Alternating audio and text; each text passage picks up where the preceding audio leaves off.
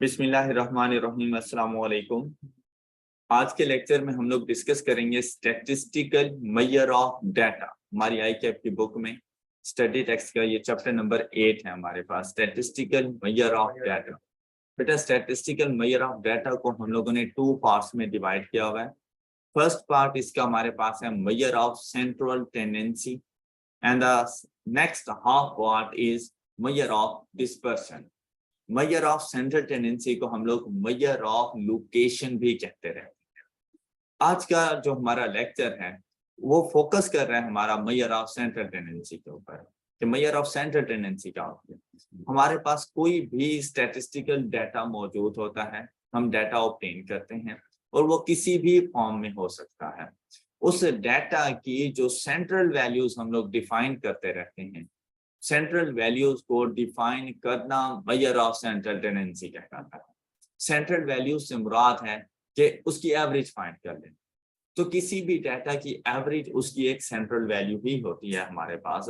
तो statistical measures which define the centre of a set of data, वो हमारे पास statistical measure of data कहलाता है। अब इस सेंटर की हम लोगों ने बात किया, तो सेंटर को फाइंड करने के लिए हमारे पास 2 किस्म के मेजर्स आते रहते हैं, arithmetic measures and positional measures. Arithmetic measures ऐसे मेजर्स जिनको हम लोग कैलकुलेट कर सकें, जिनको हम लोग प्लस माइनस कर सकें, जिनके ऊपर अरिथमेटिक ऑपरेशंस परफॉर्म कर सकें, उन्हें अरिथमेटिक मेजर्स कहा जाता है।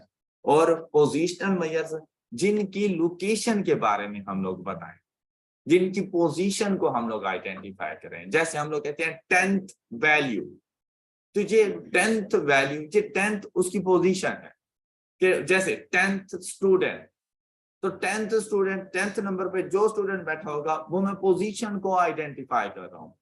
तो यहाँ पर हम लोग उनकी पोजीशंस को आइडेंटिफाई क्या करते हैं, पोजीशंस मींस लोकेशंस, तो इसीलिए इसको मेजर ऑफ लोकेशन भी कहते रहते हैं। और यहाँ पर जब हम लोग पहुंचे तो अरिथमेटिक मेजर में सिर्फ और सिर्फ हमारे पास एक ही मेजर शामिल है जिसको हम लोग कहते रहते हैं मीन।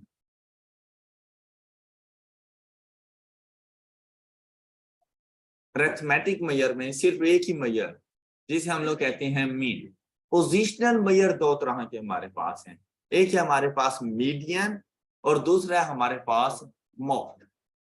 तमाम वैल्यूज को डिनोट किया जाता है एक्स के साथ, जिनके हम लोगों ने सेंट्रल टेंडेंसी फाइंड करनी होती है, सेंट्रल वैल्यूज जिनकी फाइंड करनी होती है। तो ये वो सेंट्रल वैल्यूज हैं जो हम लोगों ने फाइंड करनी है, mean, median and mod. Mean को डिनोट किया जाता है एक्स बार के साथ, मीडियन को डिनोट किया जाता है एक्स टेल्डा और मॉड को डिनोट किया जाता है एक्स कैप के साथ। राइट हमारा फोकस अब मेजर ऑफ सेंट्रल टेंडेंसी में अभी के लिए सिर्फ मीन के ऊपर है, और मीन के ऊपर हमारे 1-2 लेक्चर्स लग जाने हैं सिर्फ मीन की कैलकुलेशन के अंदर। जब हम लोग मीन के पास गए एक्स बार, तो बेटा ये मीन 3 तरह का हमारे पास होता है, arithmetic measure, arithmetic mean, geometric mean and harmonic mean. Arithmetic mean को डिनोट करेंगे AM से, ज्योमेट्रिक मीन को डिनोट करेंगे GM से, और हार्मोनिक मीन को डिनोट करेंगे HM से। अगर वर्ड आ जाए सिर्फ मीन तो उससे मुराद अरिथमेटिक मीन होता है। ज्योमेट्रिक मीन के लिए वो आपको कंप्लीट नेम यूज करके बताएगा या GM बोलेगा, हार्मोनिक मीन के लिए भी कंप्लीट नेम या HM बोलेगा, लेकिन अरिथमेटिक मीन या मीन एक ही बात है। अब हम लोग चलते हैं 1 बाय 1 इनकी डिस्कशन की तरफ कि हमारे पास अरिथमेटिक मीन क्या होता है। तो अगर हम लोग इसकी डेफिनेशन की बात करें तो ये हमारे पास आता है the ratio of sum of values to the number of value. ये बहुत सिंपल सा मीन है जो आप लोग मतलब अपनी प्रैक्टिकल लाइफ में जो यूज करते रहते हैं। कैसे कि अगर मैं आपसे ये कहूं कि मुझे अपने मार्क्स की एवरेज बता दो, आप लोग अपने लास्ट 5 टेस्ट के मार्क्स की एवरेज बता दें। अब मुझे कैसे एवरेज फाइंड करके देंगे, 5 टेस्ट के मार्क्स को ऐड करेंगे और डिवाइडेड बाय 5 कर देंगे, मतलब जितने नंबर ऑफ टेस्ट होंगे। अगर यहीं पे अगर 8 टेस्ट कह देता तो 8 टेस्ट के मार्क्स को ऐड करते हैं, डिवाइडेड बाय 8 करते हैं। तो बेटा इसीलिए कहा गया, यहाँ पे डिवाइडेड बाय का वर्ड नहीं यूज किया गया, तो इसको हम लोग कहते हैं the ratio sum of values, कि हमने उन तमाम वैल्यूज का सम करना है to the number of values, और उनको डिवाइड कर देना है नंबर ऑफ वैल्यूज के साथ। तो ये हमारे पास अरिथमेटिक मीन कहलाता है। तो अरिथमेटिक मीन आप पहले से ही जानते हैं। अब अगर मैं इनके फार्मूलाज की बात करूं तो बेटा स्टैटिस्टिकल मेजर ऑफ डाटा में जो भी चीज हम लोग कैलकुलेट करेंगे उसके लिए हम लोग 3 किस्म का डाटा देखेंगे। सबसे पहला data discrete data, discrete data जिसमें सिर्फ और सिर्फ वैल्यूज गिवन होंगी, रैंडम वैल्यूज गिवन होंगी, और उससे हम लोगों ने कैलकुलेशंस करनी होगी। दूसरा डाटा आएगा फ्रीक्वेंसी डिस्ट्रीब्यूशन, मतलब वैल्यूज के सामने जब उनकी फ्रीक्वेंसीज गिवन होती हैं उसे कहा जाता है फ्रीक्वेंसी डिस्ट्रीब्यूशन। मतलब ये हमारे पास अनग्रुप्ड फ्रीक्वेंसी डिस्ट्रीब्यूशन होती है। And the third one is grouped frequency distribution, जब डाटा हमारे पास क्लासिफिकेशंस की फॉर्म में होता है तो ग्रुप्ड फ्रीक्वेंसी डिस्ट्रीब्यूशन। इन 3 किस्म का डाटा हमारे पास अवेलेबल हो सकता है, और इससे हम लोगों ने तमाम स्टैटिस्टिकल मेजर्स को कैलकुलेट करना होता है। हम लोग अभी बात कर रहे थे EM की, तो अगर डिस्क्रीट डाटा की बात करें, सिर्फ वैल्यूज हों, तो जैसा आपने कहा कि भाई मीन फाइंड करने के लिए, एवरेज वैल्यू फाइंड करने के लिए तमाम वैल्यूज का सम कर लें, तो मैंने लिख दिया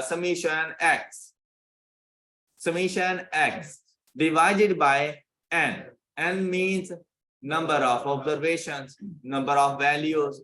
तो तमाम वैल्यूज का सम करके उसको डिवाइड कर दो नंबर ऑफ वैल्यू, तो आपके पास अरिथमेटिक मीन की वैल्यू आ जाएगी। जैसे कि अगर हम इसकी एग्जांपल देखें तो ये हमारे पास एग्जांपल आ गई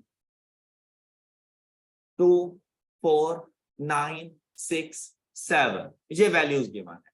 अगर डाटा जस्ट इन वैल्यूज की फॉर्म में हमारे पास मौजूद हो तो इन्हें, इस डाटा को कहा जाता है डिस्क्रीट डाटा। और हमने EM फाइंड करना है तो हम सिंपली इनके तमाम वैल्यूज को ऐड करेंगे, divided by number of observations करेंगे, और हमारे पास अरिथमेटिक मीन की वैल्यू आ जाएगी जो कि 5.6 है। Any issue? Second form of data is frequency distribution, frequency distribution या classification.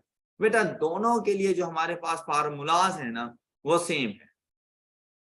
x bar mean AM find करने के लिए अगर डाटा फ्रीक्वेंसी डिस्ट्रीब्यूशन की फॉर्म में हो, चाहे वो ग्रुप्ड फ्रीक्वेंसी डिस्ट्रीब्यूशन है चाहे अनग्रुप्ड फ्रीक्वेंसी डिस्ट्रीब्यूशन है, इसका फार्मूला अब देखें, अब n रिप्लेस हो जाता है। अगर डाटा फ्रीक्वेंसी डिस्ट्रीब्यूशन की फॉर्म में हो तो नंबर ऑफ ऑब्जर्वेशन का पता कहां से चलता है हमें? समीशन f से। फ्रीक्वेंसीज का sum total number of observation होता है, ऐसा ही है ना? तो n रिप्लेस हो रहा है समीशन f के साथ। ये बात क्लियर हो गई? अच्छा, बात वही है कि हम लोगों ने क्या करना है, divided by total number of observation. Discrete data है तो n, और अगर फ्रीक्वेंसी डिस्ट्रीब्यूशन है तो summation f, total number of observation. लेकिन इसका न्यूमरेटर बन जाता है समीशन fx। ये समीशन fx हम लोग क्यों लिखते हैं? देखिए भाई, अगर मैं आपसे कहूं कि भाई मेरे पास एक वैल्यू है 4 और वो मेरे डाटा में 3 टाइम्स मौजूद है, तो ये मेरे पास हो जाएगा x और ये उसकी फ्रीक्वेंसी। ये बात क्लियर? इसका मतलब भाई मेरे पास 4 एंड 4 है। अब हमने AM फाइंड करने के लिए समीशन, सम फाइंड करना होता है, इनको ऐड करना होता है। जब मैं इन तीनों ऑब्जर्वेशंस को ऐड करूं तो देखिए मेरे पास आंसर क्या बन जाएगा? 12। लेकिन अगर मैं इन दोनों को मल्टीप्लाई करवा दूं तो फिर, इसीलिए हम लोग f और x को आपस में मल्टीप्लाई करवाते हैं, फिर तमाम वैल्यूज के fx लेकर उनका सम करें तो टोटल ऑब्जर्वेशंस का सम हमारे पास आ जाता है। ये कॉन्सेप्ट क्लियर हो गया।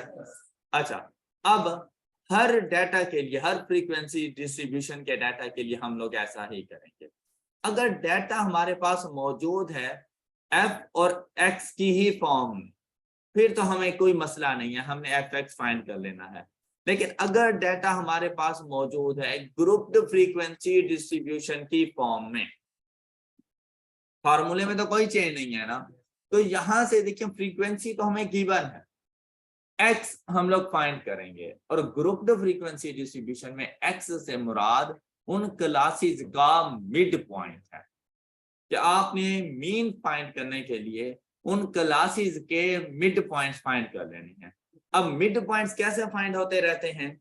जिस क्लास का मिड पॉइंट फाइंड करना हो उसकी अपर एंड लोअर वैल्यूज की एवरेज उसका मिड पॉइंट बन जाएगा। मतलब 11 + 20 divided by 2 is equal to 15.5। ये आपके पास इसके मिड पॉइंट, इसमें एक्स की वैल्यू। इसी तरह अगर तमाम क्लासेस का इंटरवल सेम है तो आप लोग फर्स्ट मिड पॉइंट फाइंड करें और उस मिड पॉइंट में क्लास इंटरवल ऐड करते जाएं, तो नेक्स्ट क्लासेस का मिड पॉइंट आपके पास आता जाए। जैसे ही आप ये मिड पॉइंट फाइंड कर लें, उसके बाद आप देखें इन क्लासेस का काम खत्म हो जाता है। अब आपके पास डाटा किस तरह आ गया? एफ एक्स की फॉर्म में आ गया। अब अगर आप लोग गौर से देखें तो ये वही नहीं जैसे अनग्रुप्ड फ्रीक्वेंसी डिस्ट्रीब्यूशन। अब हम लोग क्या करेंगे? इसका एफेक्ट्स फाइंड करेंगे। इन तमाम ऑब्जर्वेशंस को आपस में पहले मल्टीप्लाई करवाएंगे, इनकी फ्रीक्वेंसीज के साथ मल्टीप्लाई करवाते जाएंगे, एंड पे जाके इनका सम कर लेंगे, टोटल कर लेंगे। हम इस टोटल को डिवाइड करेंगे समीशन एफ के साथ और हमारे पास आ जाएगा अरिथमेटिक मीन। All clear? किसी को कोई इशू यहाँ पर? गुड, अरिथमेटिक मीन खत्म हो गया। नेक्स्ट है हमारे पास ज्योमेट्रिक मीन। ज्योमेट्रिक मीन हमारे पास क्या होता रहता है? The nth root of product of all value. nth root से क्या मुराद है बेटा? अगर हम लोग सिर्फ ये अंडर रूट यूज करें ना, इसका सेकंड नेम है स्क्वायर रूट। स्क्वायर रूट भाई, यहां पर ना एक वैल्यू मौजूद होती है और अगर ये वैल्यू ना हो तो ये 2 होती है। ये बिल्कुल ऐसा ही है कि जैसे भाई अगर मैं 5 डिवाइडेड बाय 1 करूं या इज इक्वल टू 5 करूं, कोई फर्क नहीं पड़ना। क्यों? अगर एक होल नंबर लिख भी देते हैं ना और उसकी फ्रैक्शन की बात करें तो उसका डिनोमिनेटर 1 होता है, हम लोग शो नहीं कर रहे होते। लेकिन जहां पर जब हम लोग बात करते हैं ना ये स्क्वायर रूट। अच्छा, अगर मैं आपसे ये कहूं कि भाई आपके पास अंडर रूट ऑफ एक्स है, इस अंडर रूट को खत्म करने के लिए आपको याद होगा आप x रेज टू पावर 1/2 कर देते हो। तो भाई 2 ही क्यों करते हो? 3 क्यों नहीं करते? 4 क्यों नहीं करते? क्योंकि ये है स्क्वायर रूट, इसलिए 1/2। अच्छा, इसकी मिनिमम वैल्यू 2 है। अब 2 से ग्रेटर वैल्यू, भाई ये क्यूबिक रूट हो सकता है अगर यहाँ पे 3 आ जाए। अगर हम लोग यहाँ पे 4 कर दें ये 4th रूट हो जाएगा। हम यहाँ पे 5 कर दें ये 5th रूट हो जाएगा। हम यहाँ पे n कर दें nth रूट हो जाएगा। और n से मुराद नंबर ऑफ ऑब्जर्वेशन। तो भाई जितनी नंबर ऑफ ऑब्जर्वेशंस हैं आप वही रूट यूज करें। क्लियर? भाई मेरे डाटा में अगर 5 ऑब्जर्वेशन है तो मैं 5th रूट लूंगा। मेरे डाटा में अगर 3 ऑब्जर्वेशन है मैं क्यूबिक रूट लूंगा। मेरे डाटा में अगर 8 ऑब्जर्वेशन हैं जिनका मैंने ज्योमेट्रिक मीन फाइंड करना है तो मैं 8th रूट जाकर लूं। ये बात क्लियर हो गई सब बच्चों को? nth रूट से ये मुराद है भाई किसका nth रूट? कहता है प्रोडक्ट ऑफ ऑल वैल्यूज। तमाम वैल्यूज का हम लोगों ने प्रोडक्ट करना है और उनका हम लोग nth रूट कैलकुलेट कर देंगे। ये बात क्लियर हो गई सब बच्चों को?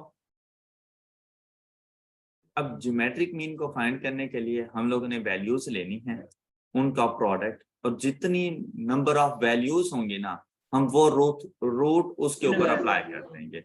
जैसे कि अगर हम लोग यहाँ पर एग्जाम्पल को देखें, किस किस लाया, कितने का दिया? सबसे पहले डिस्क्रीट तो डाटा जल्द से और तो उसका नहीं ले फॉर्मूला। सकता तो nth रूट है तो यहाँ पे ये देखें ये nth रूट। उसके बाद नंबर ऑफ ऑब्जर्वेशन। अब फर्स्ट वैल्यू को हम लोगों ने x1, सेकंड को x2, थर्ड को x3, इसी तरह लास्ट वैल्यू xn हमारे पास हो जाएगी। हमने इस तरह से तमाम वैल्यूज का प्रोडक्ट ले लेना है। या फिर हम इसको यूं भी लिख सकते हैं कि जैसे हम लोग कहते हैं ना कि भाई ये अंडर रूट की फॉर्म में है x, तो हम लोग इसको लिख सकते हैं x raise to power 1/2।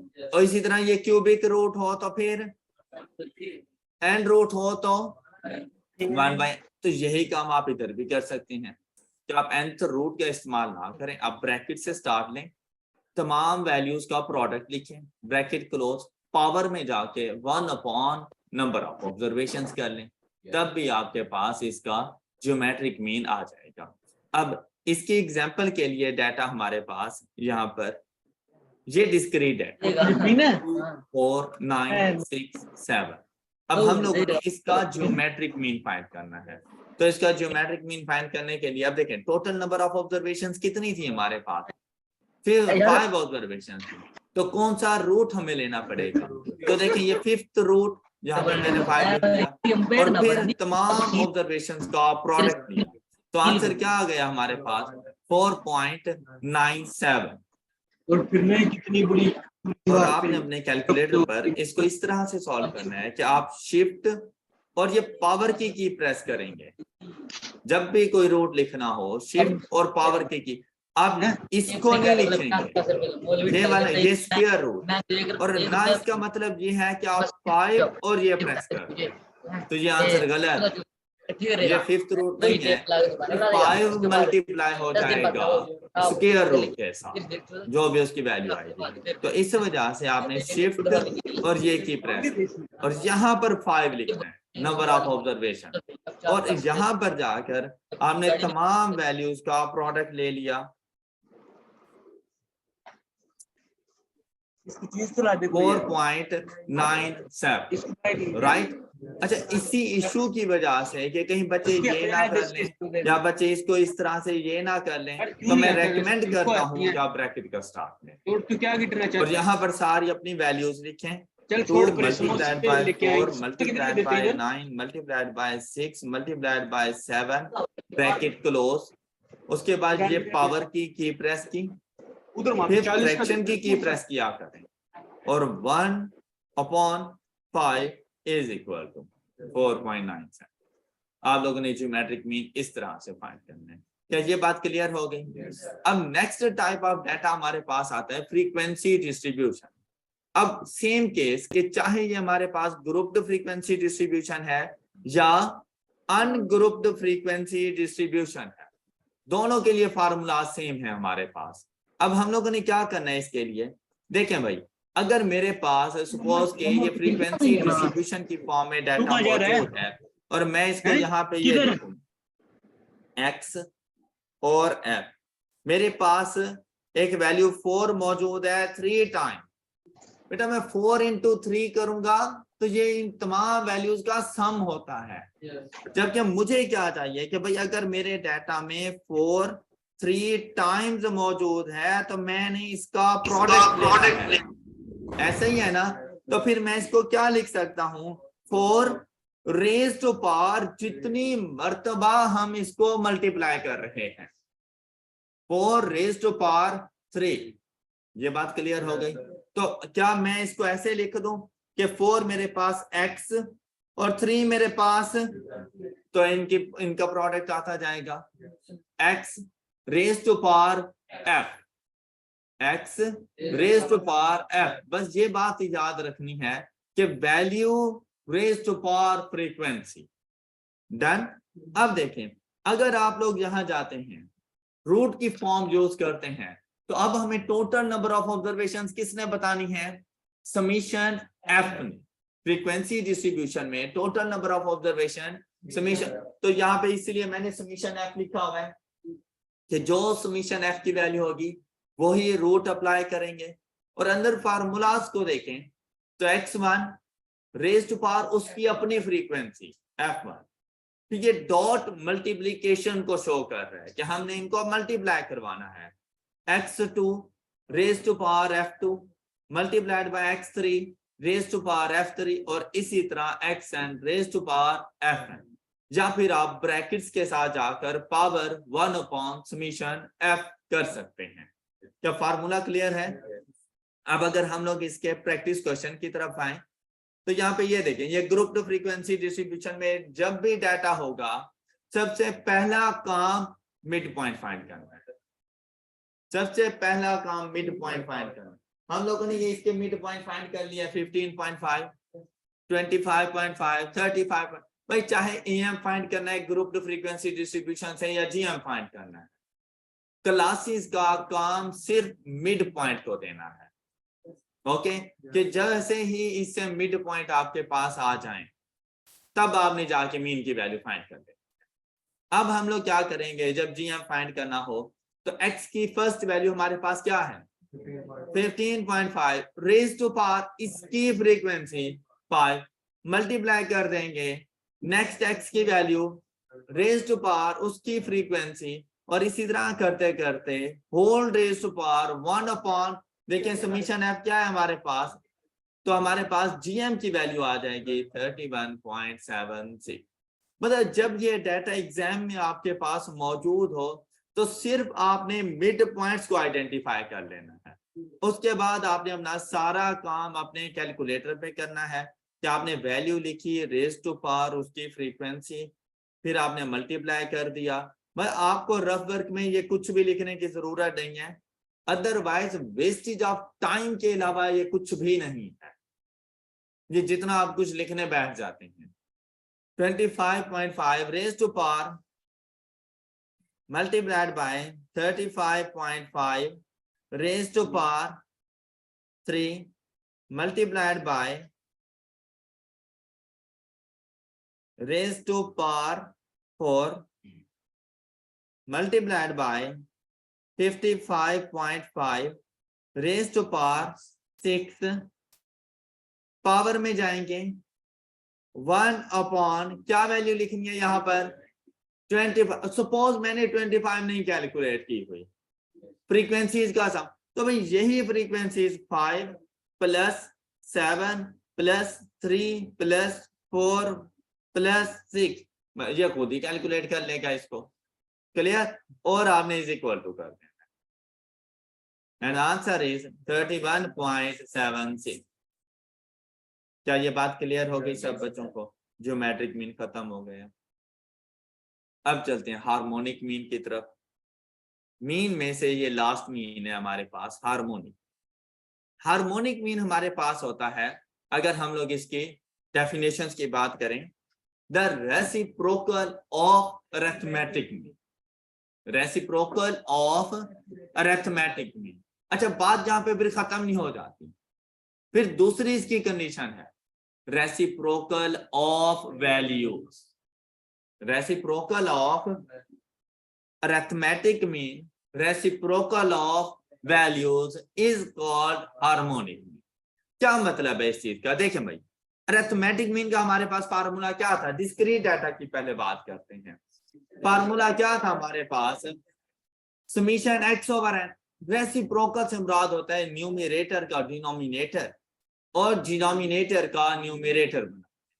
Reciprocal से ये मुराद हो, तो हम लोग क्या करेंगे n divided by summation x। ये अभी सिर्फ हमारे पास रेसिप्रोकल ऑफ अरिथमेटिक मीन आया है। ये बात क्लियर हो गई? अच्छा, वैल्यूज को हमने किससे डिनोट किया हुआ है? x से। तो रेसिप्रोकल ऑफ वैल्यूज, ये हार्मोनिक मीन का फार्मूला बन गया। यहां पर ये बात हमेशा याद रखिएगा कि भाई उसने रेसिप्रोकल ऑफ वैल्यूज कहा है, reciprocal of sum of values नहीं कहा। इन दोनों में फर्क है, इन दोनों में डिफरेंस है। ये दोनों एक दूसरे के इक्वल नहीं। हार्मोनिक मीन का ये फार्मूला। ये बात क्लियर हो गई सब बच्चों को?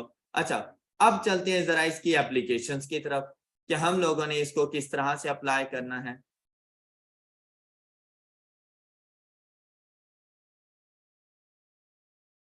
ये देखें, ये हार्मोनिक मीन का, आई होप कि ये फार्मूला आपको समझ आ चुका है।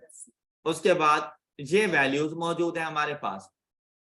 अब टोटल नंबर ऑफ ऑब्जर्वेशन हमारे पास कितनी है? तो हम लोगों ने 5 को डिवाइड कर देना है सम ऑफ रेसिप्रोकल ऑफ वैल्यूज के साथ, सम ऑफ रेसिप्रोकल ऑफ वैल्यूज के साथ। तो देखें भाई 2 ये वैल्यू है, इसका रेसिप्रोकल क्या होगा? 1/2। 4 एक वैल्यू है, इसका रेसिप्रोकल क्या होगा? 1/4। इसी तरह से 9 के लिए 1/9, 6 के लिए 1/6, 7 के लिए, और इन सब को ऐड कर। तो बेटा मुझे जाकर ना अलग से कोई रेसिप्रोकल के सम फाइंड करने के लिए कॉलम बनाने की जरूरत नहीं है। हम लोग सिंपली अपना कैलकुलेटर उठाएंगे। सबसे पहले स्टार्ट फ्रैक्शन से कीजिएगा, सबसे पहले फ्रैक्शन। उसके बाद आपने यहां पर लिख देनी है नंबर ऑफ ऑब्जर्वेशन, और डिनोमिनेटर में आना है, और रेसिप्रोकल ऑफ वैल्यूज 1। अब दोबारा से फ्रैक्शन, और फर्स्ट वैल्यू को यहाँ पे पुट कर दिया। फिर आपने राइट एरो प्रेस किया और प्लस का साइन। अब देखिए ये ऊपर वाला जो हमारे पास बार था ये हमारे साथ साथ चलता जाएगा। अच्छा, फिर हम लोग फ्रैक्शन ऑन करके 1/4 प्लस 1/9 प्लस 1/7 इज इक्वल, ये हमारे पास हार्मोनिक मीन 4.27। ये बात क्लियर हो गई। इसी तरह से अब अगर हम लोग जाएं फ्रीक्वेंसी डिस्ट्रीब्यूशन, तो भाई फ्रीक्वेंसी डिस्ट्रीब्यूशन में ईएम का क्या फार्मूला था? Summation F x over summation F, ये फार्मूला था हमारे पास। अब देखें इसका अगर रेसिप्रोकल है तो हमारे पास क्या बन जाएगा? Summation f bye summation F x. यह अरिथमेटिक मीन का रेसिप्रोकल है। लेकिन दूसरी कंडीशन क्या थी? Reciprocal of value. अच्छा, अब इसको ना भाई यूं नहीं लिख देना, वो नहीं लिख रहे हम सर, समीशन 1/fx। तो भाई ये बात गलत है। बाद में फिर शाम को उसने आपसे वैल्यूज का रेसिप्रोकल कहा है, उनकी फ्रीक्वेंसीज का रेसिप्रोकल नहीं कहा। क्लियर? तो वैल्यूज को हमने किससे डिनोट किया था? एक्स से। तो एक्स को डिनोमिनेटर में भेजो, फ्रीक्वेंसी को वैसे ही रहने दो। तो ये फार्मूला आपके पास इस तरह से बन जाएगा, ये summation f by x. Clear? अच्छा, यही काम ना हम लोग ऊपर कर रहे होते हैं, एफ बाय एक्स, लेकिन हर वैल्यू की फ्रीक्वेंसी 1 है तो इसलिए 1 लिखा हुआ है हम लोग। एफ बाय एक्स ही है लेकिन हर वैल्यू की फ्रीक्वेंसी 1 है, इसलिए 1/x आ जाता है। तो यहाँ पर जिसकी जो फ्रीक्वेंसी होगी वो लिख लेंगे हम लोग। क्या फार्मूला क्लियर हुआ सब बच्चों को? अब इसके प्रैक्टिस क्वेश्चंस की तरफ अगर हम लोग चलें, फ्रीक्वेंसी डिस्ट्रीब्यूशन से रेलिवेंट फ्रीक्वेंसी है डिस्ट्रीब्यूशन, चाहे ग्रुप्ड में है चाहे अनग्रुप्ड में है, मेथड सेम है। अगर ग्रुप्ड फ्रीक्वेंसी डिस्ट्रीब्यूशन में है तो सबसे पहला काम हम लोगों ने क्या करना है? मिड पॉइंट फाइंड करेंगे। क्या हमने मिड पॉइंट फाइंड कर लिया? अच्छा, जैसे ही मिड पॉइंट फाइंड कर लें उसके बाद हमने सिर्फ अपना कैलकुलेटर उठाना है, फ्रैक्शन ऑन की समीशन एफ। और सपोज हमारे पास नहीं है तो आप यहाँ पे खुद ही सम कर लेना, 5 + 7 + 3 + 4 + 6 एंड डिवाइडेड। अब क्या करेंगे? ये बात याद रखना कि कहीं x बाय f ना कर देना। तो रेसिप्रोकल ऑफ वैल्यूज याद रखना कि x ने डिनोमिनेटर में जाना है। तो यहां पर हम लोग क्या लिख लेंगे? 5 बाय 15.5, हाँ जी, प्लस 7 बाय प्लस 3 बाय, हाँ जी, प्लस 4 बाय जी plus 6 by is equal to 28.49। ये देखिए हार्मोनिक मीन फाइंड हो गया। Any issue? अच्छा, अब यहीं पर हम लोगों ने मीन में AM, GM and HM calculate करना सीख लिया। मैंने आपके सामने दो एग्जांपल्स रखी। पहली एग्जांपल डिस्क्रीट डाटा की थी। अगर आप यहां पर गौर करें, एक ही डाटा था जिसे मैंने AM, GM, HM फाइंड किया, लेकिन तीनों की वैल्यूज डिफरेंट है। और अगर मजीद जरा गौर से देखें, AM is greater than GM and GM is greater than HM। अगर आप ग्रुप्ड फ्रीक्वेंसी डिस्ट्रीब्यूशन में भी देखें तो आपको कुछ ऐसा ही नजर आएगा कि AM is greater than GM and GM is greater than HM। तो बेटा ये मीन की प्रॉपर्टी होती है कि अगर हमारे पास एक ही सेट ऑफ डाटा है डिफरेंट वैल्यूज का, मतलब उसमें एक ही वैल्यू नहीं है, डिफरेंट वैल्यूज हैं जैसे अभी हमारे पास थी, तो ऐसी सिचुएशन में हमेशा AM is greater than GM and GM is greater than HM। ये बात क्लियर हो गई। इसी तरह से अगर मेरे पास सेम ऑब्जर्वेशंस हैं, a set of data having same observation, मतलब 5 5 5 5 5। अब देखो क्या ये डिस्टिंक्ट ऑब्जर्वेशंस हैं? ये सेम वैल्यू, मतलब अगर कांस्टेंट वैल्यूज आ जाए, क्लियर? तो ऐसी सिचुएशन में AM, GM एंड HM एक दूसरे के इक्वल होते हैं और उसी कांस्टेंट वैल्यू के इक्वल होते हैं। ये बात क्लियर हो गई? ये बात क्लियर कि उसके AM, GM, HM की वैल्यू भी फिर वही 5 ही है, right?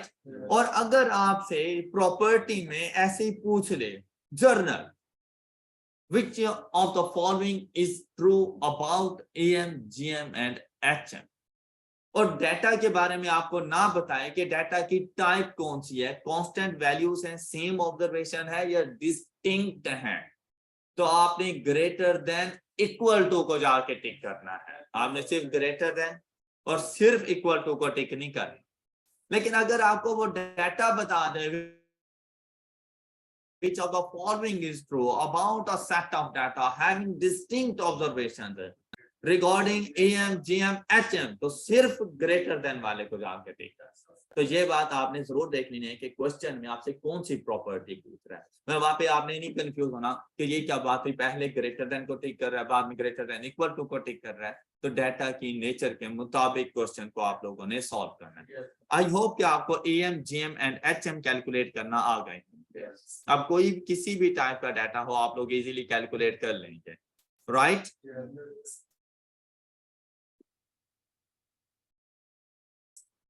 And that's all for today. इंशाल्लाह हम लोग नेक्स्ट लेक्चर में मिलेंगे। अपना ख्याल रखिएगा। अल्लाह हाफिज।